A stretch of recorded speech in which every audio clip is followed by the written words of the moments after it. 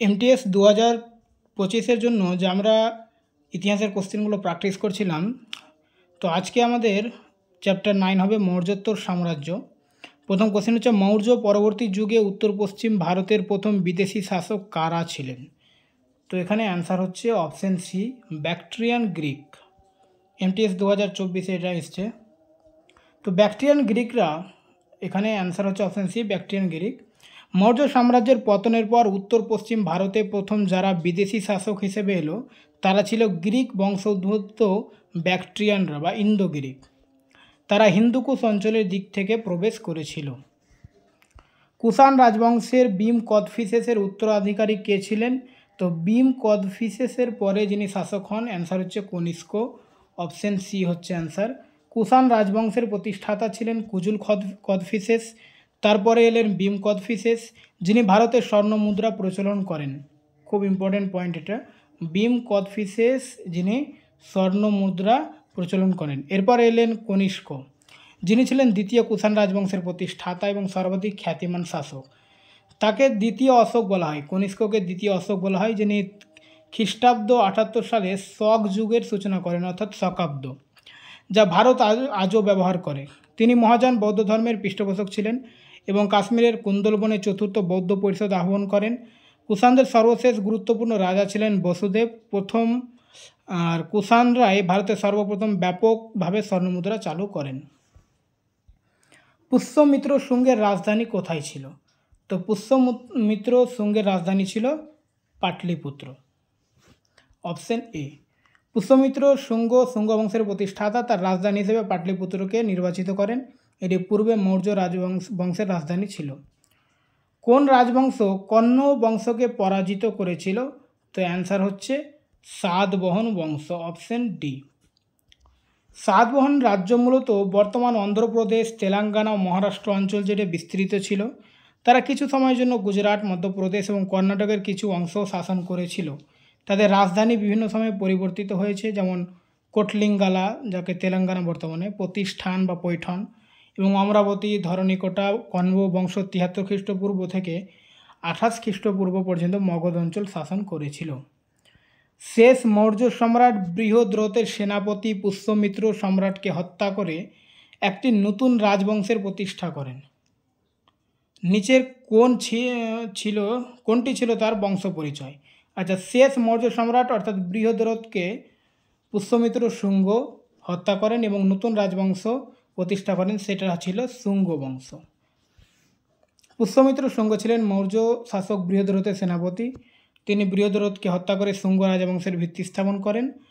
তিনি 2টি অশ্বমেধ যজ্ঞ সম্পন্ন করেছিলেন, যার তথ্য অযোধ্যা শিলালিপি থেকে জানা যায়।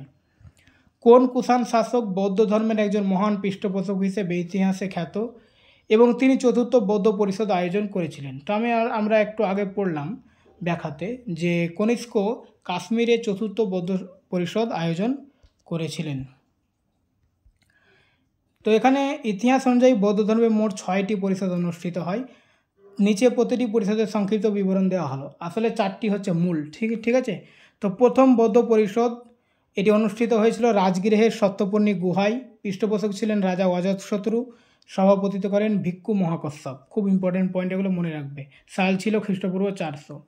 দ্বিতীয় বৌদ্ধ পরিষদ হয়েছিল খ্রিস্টপূর্ব 383-তে। এটি অনুষ্ঠিত হয়েছিল বৈশালীতে। পৃষ্ঠপোষক ছিলেন কালাশোক, সভাপতিত্ব করেন সাবকামি। তৃতীয় বৌদ্ধ পরিষদ খ্রিস্টপূর্ব 250, এটি অনুষ্ঠিত হয়েছিল পাটলিপুত্রে মগধ সাম্রাজ্যে। পৃষ্ঠপোষক ছিলেন অশোক, সভাপতিত্ব করেন মঙ্গলীপুত্র তিস্র।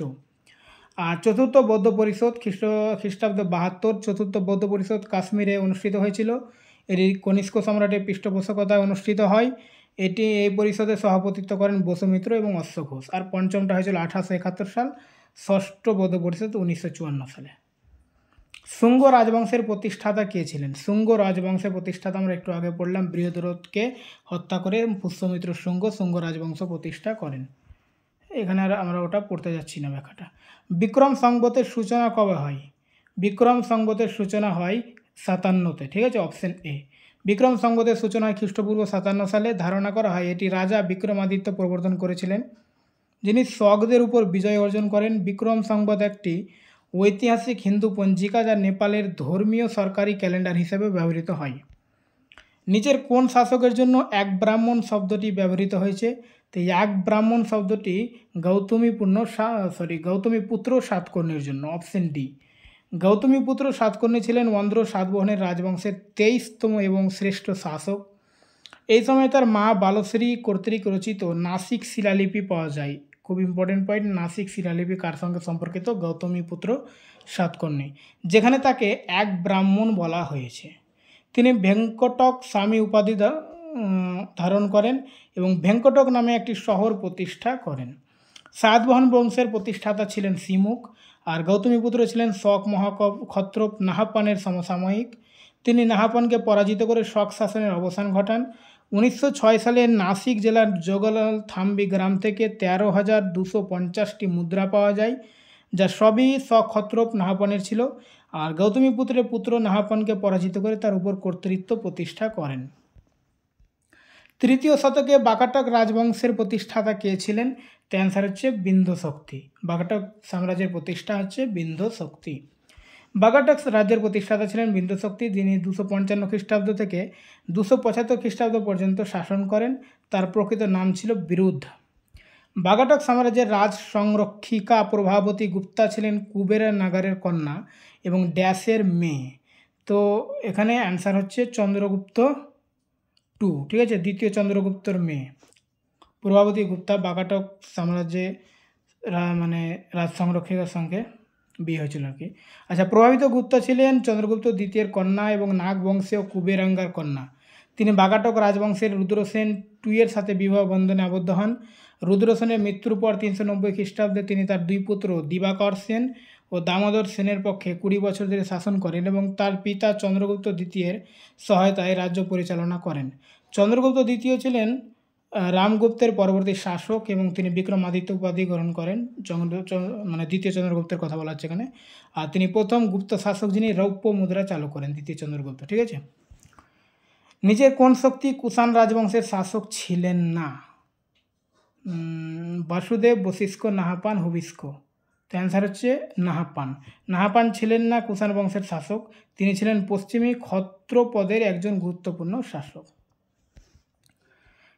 ভারতে স্থাপত্য শিল্পে সুরখি কারা প্রবর্তন করেছিলেন? গুপ্তরাজ, সালতানাত শাসক, মুঘলরা, কুষাণরা। অ্যান্সার হচ্ছে কুষাণরা। কুষাণ যুগে নির্মিত বিভিন্ন স্থাপত্য কাঠামোতে সুরখির ব্যবহারের প্রমাণ পাওয়া যায়। মথুরায় খননের সময় 3য় ও 5ম স্তরে সুরখি ব্যবহারের প্রমাণ মিলেছে। সুরখি হলো অতি পড়ানো ইটের গুঁড়ো বা পোড়া মাটির দানা। প্রমাণ অনুযায়ী সুরখি ও সুরখি মর্টারের ব্যবহার 2য় শতাব্দী খ্রিস্টপূর্বের আগে শুরু হয়। সুরখি যদি মর্টার তৈরির সময় সূক্ষ্ম কঙ্করের পরিবর্তে ব্যবহৃত হয় তবে সেটিকে সুরখি মর্টার বলা হয়। ওকে।